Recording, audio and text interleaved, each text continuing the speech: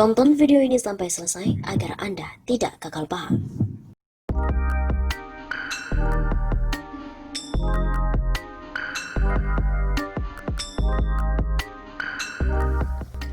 How Democracies Die, sebuah sindiran Anies untuk oligarki.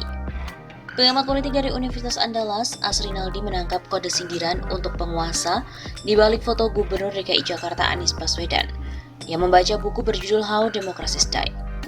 Menurutnya, sindiran itu menjadi relevan bila pesan yang ingin diambil Anies dari buku How Democracies Die ialah terkait demokrasi di tangan tokoh otoriter yang berubah menjadi kekuatan menakutkan dan juga alat untuk memperkuat kekuasaan.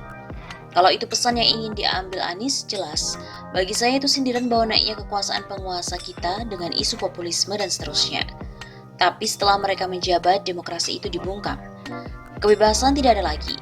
Pesannya itu barangkali secara simbolik sindiran untuk penguasa, kata Asrinaldi kepada CNN Indonesia pada hari Minggu 22 November. How Democracies Die merupakan buku karya seorang ilmuwan politik lulusan Universitas Harvard, Stephen Levitsky, dan Daniel Zibat yang terbit pada 16 Januari tahun 2018 yang lalu. Buku yang diketahui mempunyai tebal 380 halaman itu menggambarkan cara seorang pemimpin yang terpilih memiliki sumber daya serta akses mengubah proses demokrasi untuk memperkuat cengkraman kekuasaan secara perlahan di masyarakat. Asrinaldi menilai, langkah Anies mengunggah foto tersebut bukan berarti tengah menyasar sindiran ke Presiden Joko Widodo. Menurutnya, unsur penguasa dalam pemerintahan di Indonesia tidak hanya terdiri dari Jokowi sebagai presiden saja. Kita tahu bahwa kekuasaan pemerintah ada oligarkinya, tidak hanya Jokowi, sehingga pesan langsungnya kepada oligarki-oligarki. Begitu katanya. How Democracies Die, demokrasi bisa mati di tangan pemimpin terpilih. Apakah demokrasi kita dalam bahaya? Pertanyaan itu menjadi pembuka dalam buku yang ditulis oleh dua ilmuwan politik dari Universitas Harvard bernama Stephen Levitsky dan juga Daniel Zibat yang berjudul How Democracies Die, terbitan tahun 2018. Pertanyaan pembuka itu sebenarnya mereka tujukan dalam konteks Amerika Serikat, terutama setelah terpilihnya Donald Trump sebagai presiden pada tahun 2016 yang lalu. Mereka khawatir soal masa depan demokrasi di negeri Paman Sam itu. Bukan tanpa alasan. Pasalnya selama 2 tahun terakhir sebelum buku tersebut diterbitkan, mereka melihat indikasi matinya demokrasi negeri Paman Sam. Seperti politisi yang memperlakukan saingan mereka sebagai musuh, mengintimidasi pers dan bahkan mengancam akan menolak hasil pemilu. Ada 2 cara demokrasi mati. Dengan mengesampingkan sementara apa yang terjadi di Amerika Serikat, para penulis itu mengulas catatan sejarah mengenai matinya demokrasi di sejumlah negara, terutama pada saat dan juga pasca Perang Dingin. Banyak dari kita mungkin selama ini berpikir bahwa demokrasi mati di tangan pria bersenjata. Sebenarnya anggapan ini tidak keliru. Pasalnya selama Perang Dingin, kudeta atau perebutan kekuasaan dengan paksa dan menggunakan kekuatan menyumbang hampir 3 dari setiap 4 kehancuran demokrasi.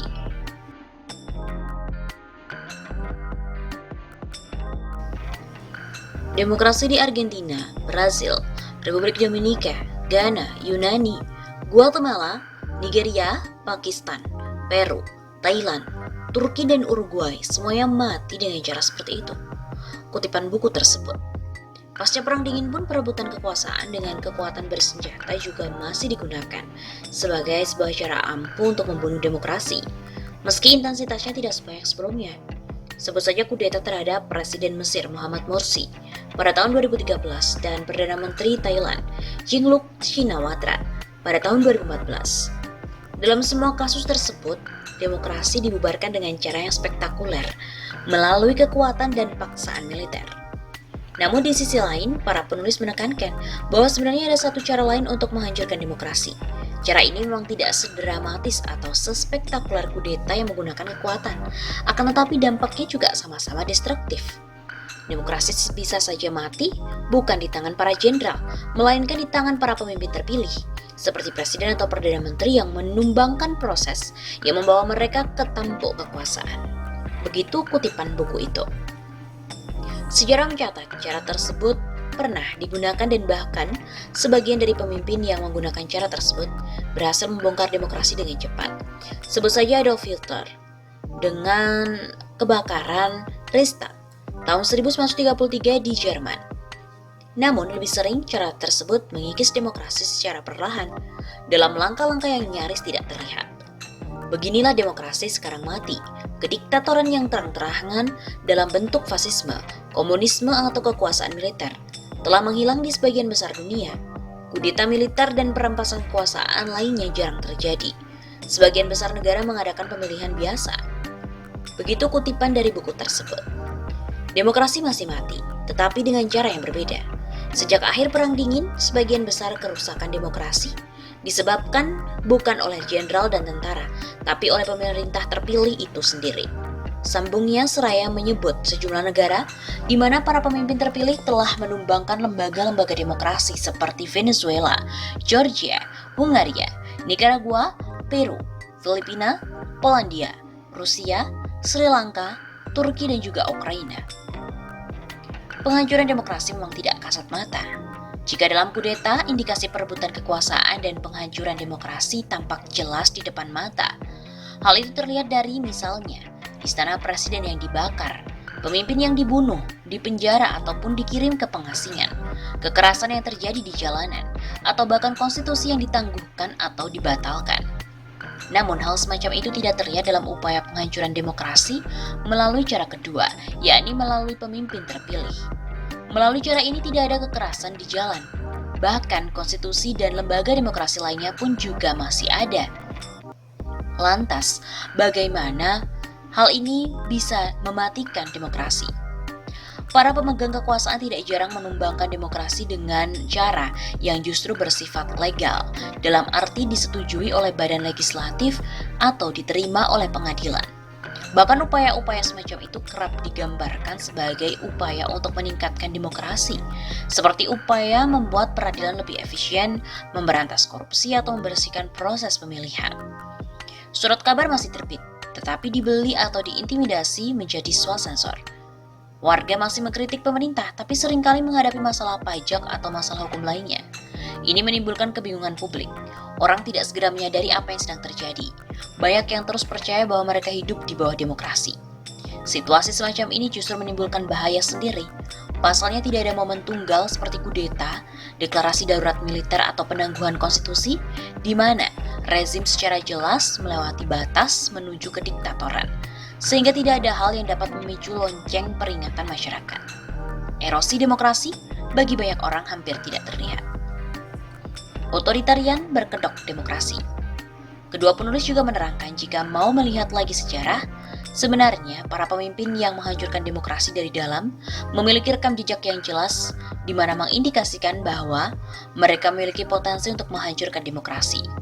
Misalnya, Adolf Hitler yang pernah memimpin kudeta yang gagal, atau Hugo Chavez yang juga pemimpin pemberontakan militer yang gagal. Selain itu juga Fascist atau paramiliter Partai Fasis Nasional yang setia pada Benito Mussolini.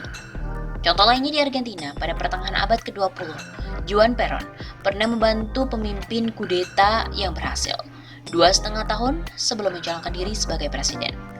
Namun, para politisi tersebut tidak selalu mengungkapkan sepenuhnya otoritarianisme mereka sebelum mencapai kekuasaan.